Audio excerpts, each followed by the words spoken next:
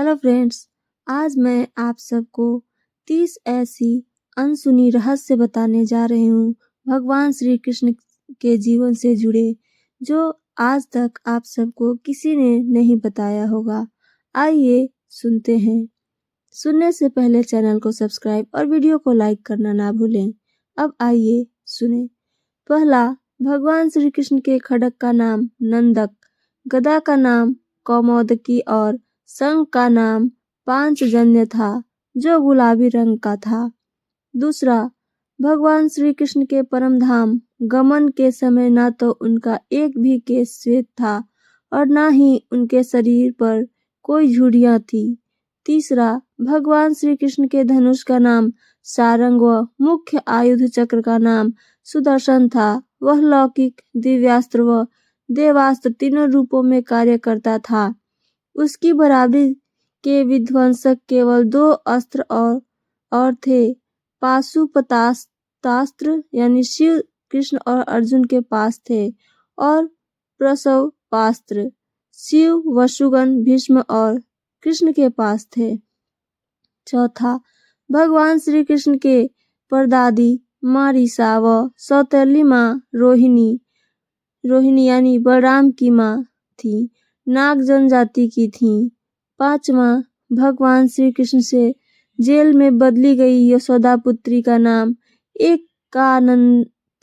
एकानंसा था, जो आज विंध्यवासिनी देवी के नाम से पूजी जाती हैं। छठा, भगवान श्री कृष्ण की प्रेमिका राधा का वर्णन महाभारत, हरिवंश पुराण, विष्णु पुराण व भागवत पुराण में नहीं है। उनका उल्लेख ब्रह्मवैवर्त पुराण में है, गीत गोविंद व प्रचलित जन श्रुतियों में रहा है। सातवां, जैन परंपरा के मुताबिक भगवान श्री कृष्ण के चचेरे भाई तीर्थकर नेमिनाथ थे, जो हिंदू परंपरा में घोर अंगिरस के नाम से प्रसिद्ध हैं। आठवां, भगवान श्री कृष्ण अंतिम वर्षों को छोड़कर कभी भी द्वारिका में 6 महीने से अधिक नहीं रहे हैं। नौवां, भगवान श्री कृष्ण ने अपनी औपचारिक शिक्षा उज्जैन के संदीपनी आश्रम में मात्र कुछ महीनों में ही पूरी कर ली थी। 10वां, ऐसा माना जाता है कि घोर अंगिरस अर्थात नेमिनाथ के यहाँ रहकर भी उन्होंने साधना की थी।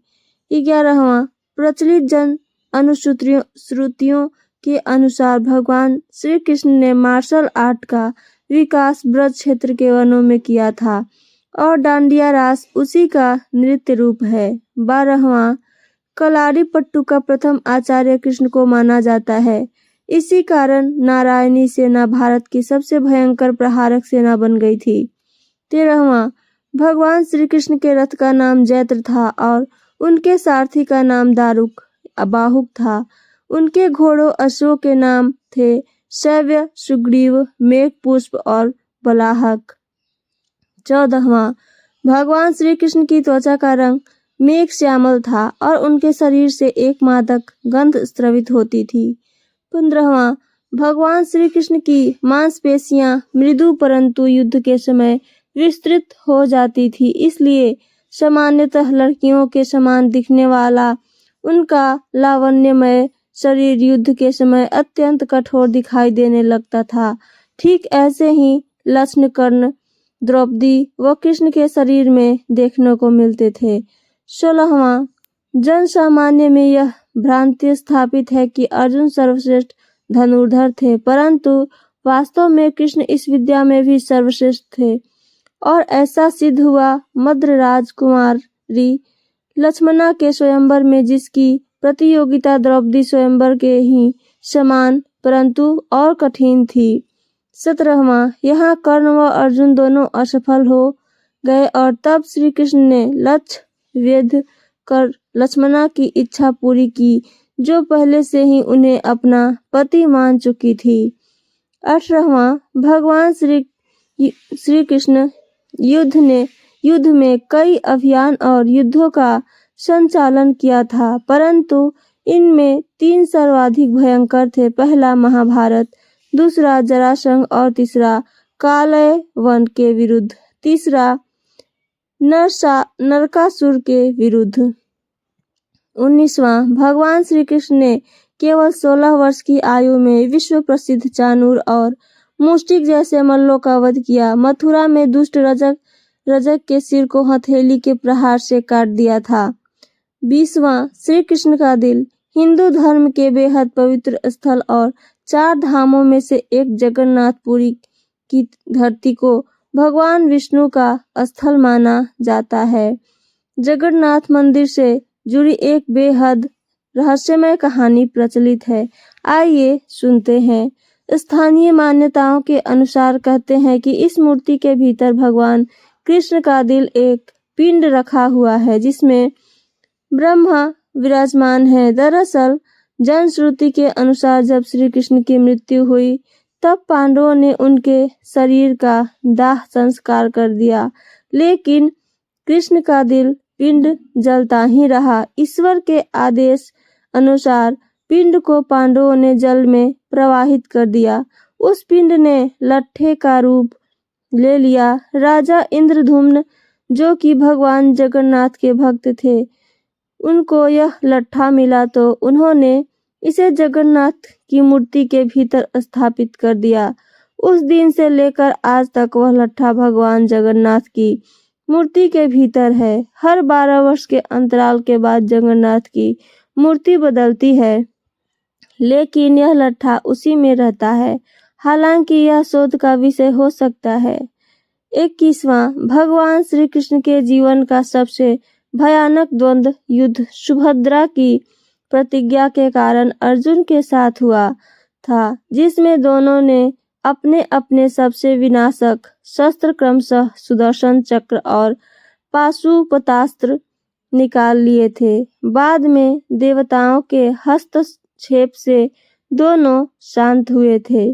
22वां, भगवान श्री कृष्ण ने 2 नगरों की स्थापना की थी, द्वारिका पूर्व में कुशावती और पांडव पुत्रों के द्वारा इंद्रप्रस्थ यानी पूर्व में खांडवप्रस्थ।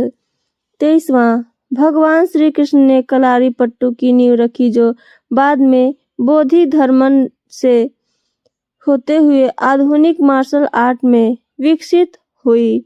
24वां, भगवान श्री कृष्ण ने श्रीमद् भगवद गीता के रूप में आध्यात्मिकता की वैज्ञानिक व्याख्या दी, जो मानवता के लिए आशा का सबसे बड़ा संदेश थी, या है भी और सदैव रहेगी। 25वां, जनश्रुति अनुसार कुछ लोग श्री कृष्ण की त्वचा का रंग काला और ज्यादातर लोग श्याम रंग का मानते हैं। श्याम रंग अर्थात कुछ कुछ काला और कुछ कुछ नीला, मतलब काले जैसा नीला। जैसा सूर्यास्त के बाद जब दिन अस्त होने वाला रहता है तो आसमान का रंग काले जैसा नीला हो जाता है। 26वां, श्री कृष्ण के शरीर का गुण कहते हैं कि भगवान श्री कृष्ण की देह कोमल अर्थात लड़कियों के समान मृदु थी, लेकिन युद्ध के समय उनकी देह विस्तृत और कठोर हो जाती थी। जनश्रुति अनुसार ऐसा माना जाता है कि ऐसा इसलिए हो जाता था क्योंकि वे योग और कला रिपट्टू विद्या में पारंगत थे। 27वां, सदा जवान बने रहे श्री कृष्ण। भगवान कृष्ण का जन्म मथुरा में हुआ था। उनका बचपन गोकुल, वृंदावन, नंदगांव, बरसाना आदि जगहों पर बीता।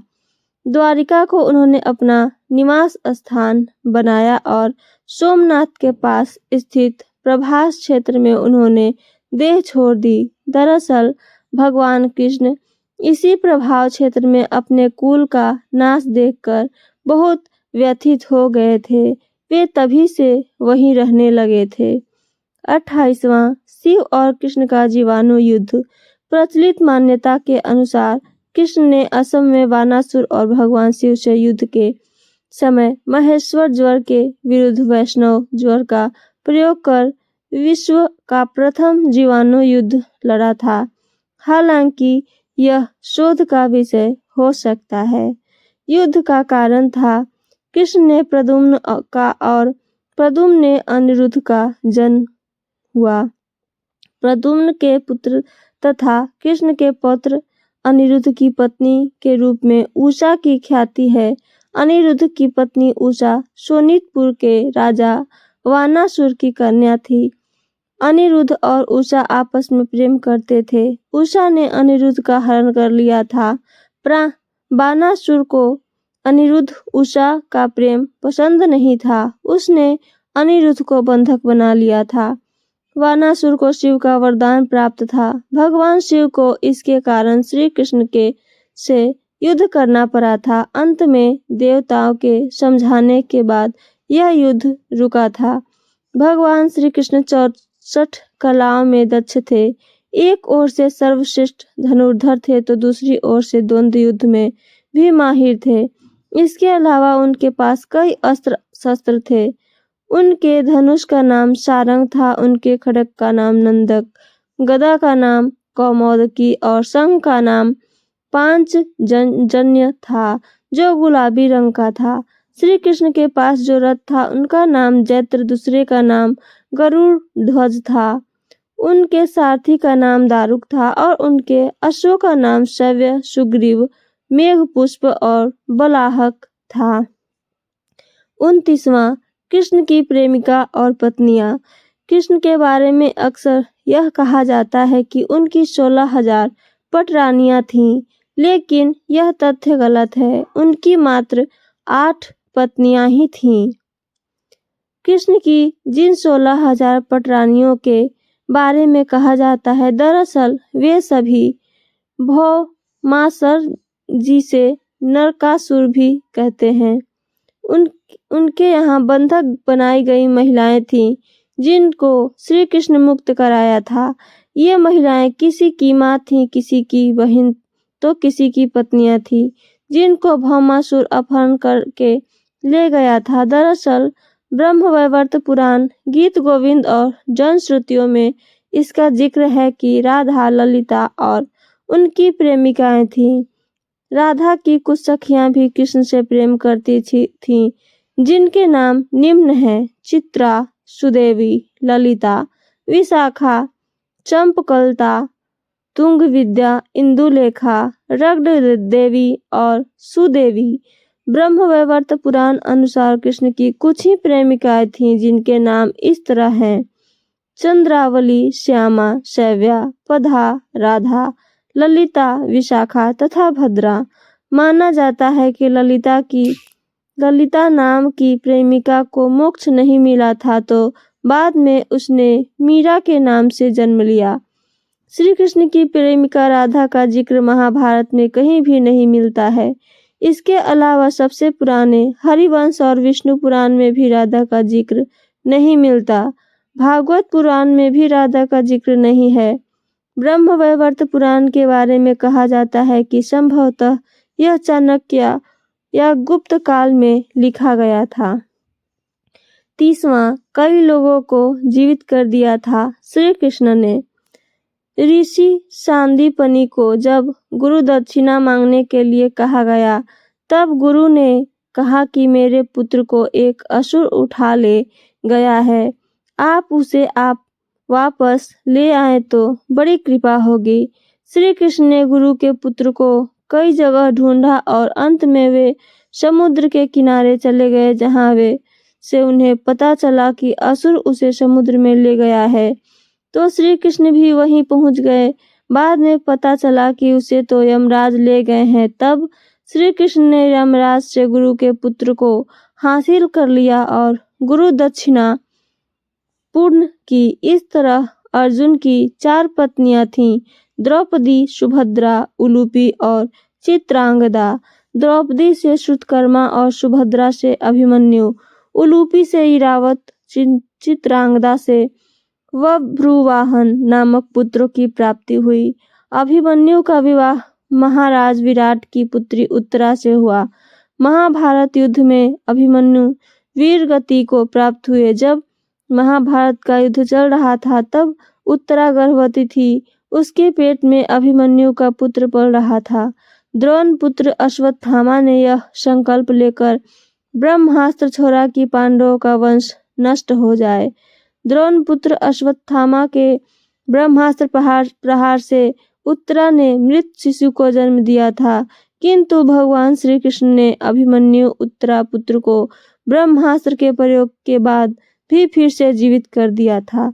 यही बालक आगे चलकर राजा परीक्षित के नाम से प्रसिद्ध हुआ। परीक्षित के प्रतापी पुत्र हुए जन्मेजय। ऐसे कई उदाहरण हैं जबकि भगवान कृष्ण ने लोगों को फिर से जीवित कर दिया। भीम पुत्र घटोत्कच के पुत्र बर्बरी की गर्दन कटी होने के बावजूद श्री कृष्ण ने उसे महाभारत युद्ध की समाप्ति तक जीवित रखा था।